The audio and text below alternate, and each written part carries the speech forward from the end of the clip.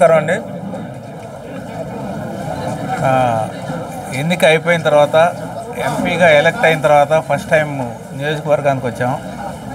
So ఈ నియోజకవర్గంలో అందరికీ అత్యధిక మెజారిటీ గెలిపించినందుకు కృతజ్ఞతలు తెలియజేద్దామని చెప్పి అన్ని కాన్స్టిట్యున్సీస్ తిరుగుతున్నాం. దానిలో భాగంగా పలమనేరు కాన్స్టిట్యున్సీ వచ్చాం. అలాగే అందరూ మన 7 నియోజకవర్గాల్లో ఫస్ట్ టైం 7 అసెంబ్లీ సెగ్మెంట్లో కూడా గెలవడం జరిగింది. అట్లాగే ఎంపీ కూడా మంచి మెజారిటీతో గెలిపించారు. ముందు ప్రజలందరికీ కృతజ్ఞత చెప్తున్నాం. అలాగే మేము ఈ ప్రాసెస్లో ఏమేమైతే ప్రామిసులు చేశామో, హామీలు ఇచ్చామో వాటన్నిటినీ కూడా ఆచరణలో పెట్టడానికి ప్రయత్నం చేస్తున్నాం. అందుకే నాకు నెల రోజుల గ్యాప్ వచ్చింది.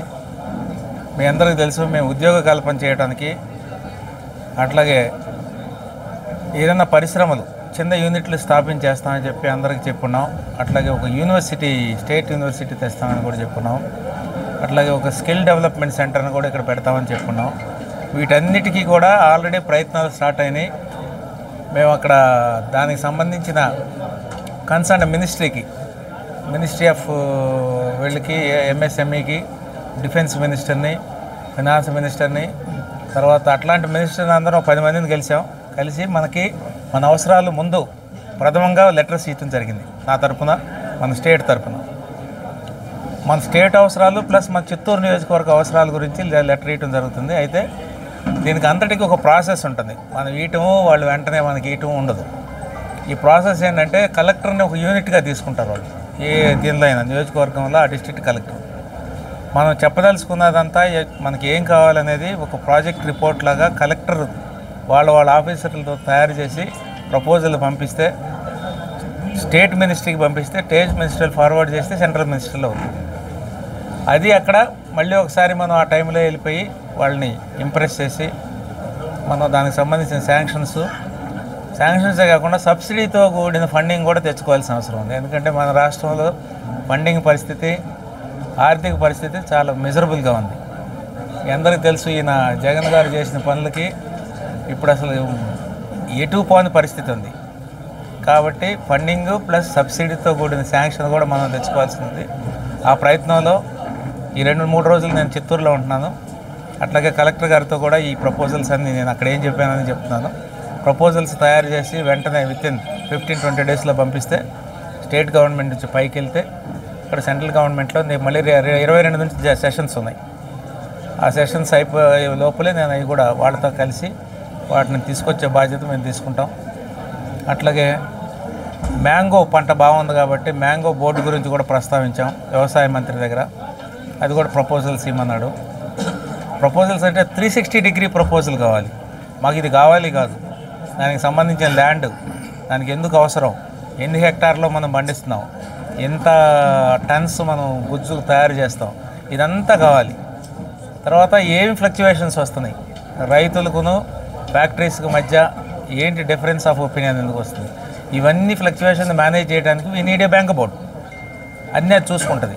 ఇప్పుడు కలెక్టరు, రాజకీయ నాయకులు ఇన్వాల్వ్ లేకుండా బోర్డు చూసుకుంటున్నాం. అట్లాంటి ప్రపోజల్ కూడా తీసుకొని పంపిస్తున్నాం. అలాగే రైల్వేకి సంబంధించిన సమస్యలు ఉన్నాయి మనకి. చిత్తూరు, కుప్పం, అట్లాగే పాకాల, వీటికి సంబంధించినవి కూడా రైల్వే బోర్డు లేదా జనరల్ మేనేజర్ సౌత్ సెంట్రల్ రైల్వేలో కూడా మాట్లాడటానికి లెటర్స్ ఇస్తాం. సో ఈ విధంగా మనం ప్రామిస్ చేసినవన్నీ కూడా ప్రారంభించాం. ఇవి వితిన్ షార్ట్ టైం ఎంతవరకు వస్తాయి అనేది మేము అంచనా వేస్తున్నాం. బహుశా అవుతాయి.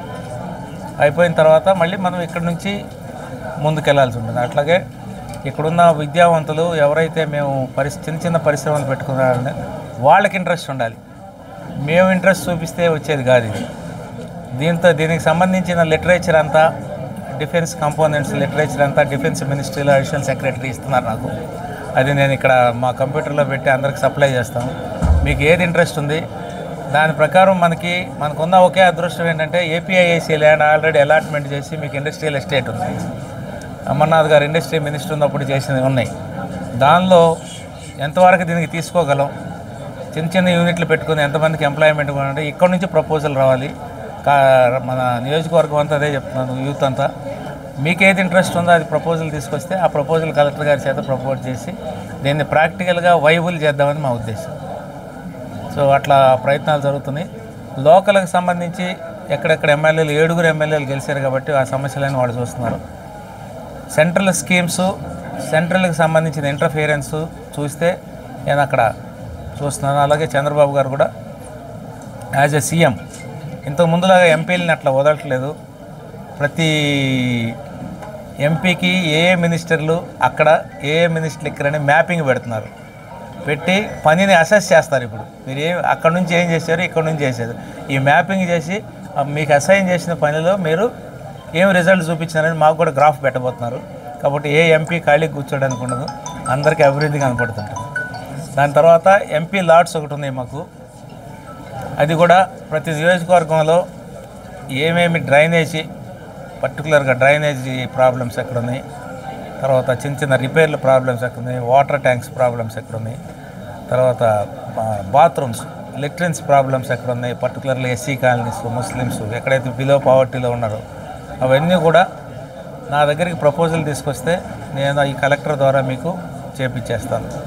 ప్రతి నియోజకవర్గానికి కొంత అమౌంట్ కేటగరైజ్ చేస్తున్నాం, దానిలో చేయించేస్తాం. ఆల్రెడీ అక్కడ పార్లమెంట్ లోక్సభలో ఎంపీ లాట్స్ మీకు ఇచ్చేస్తాం విత్ షార్ట్ టైం అని మాకు నోటీస్ ఇచ్చేశారు. సో అవన్నీ స్టార్ట్ చేసి ఏదైనా సరే మీ దగ్గర నుంచి రావాలి. మీరు కానీ ప్రపోజల్ తేలేకపోతే, ఇన్పుట్ సిగిలేకపోతే మేము నిస్టేజింగ్ అయిపోతాం. మమ్మల్ని యాక్టివ్గా ఉంచాలంటే మీ దగ్గర నుంచి ఎన్ని ప్రపోజల్స్ వస్తే అంత యాక్టివ్గా మేము పనిచేస్తాం. సో కాబట్టి మరి ఒకసారి ఈ నియోజకవర్గంలో పర్టికులర్గా పలమనేరులో మంచి మెజారిటీతో గెలిపించారు. నేను పర్టికులర్గా యువతకి, స్త్రీలకి, మరి ముఖ్యంగా ప్రత్యేకంగా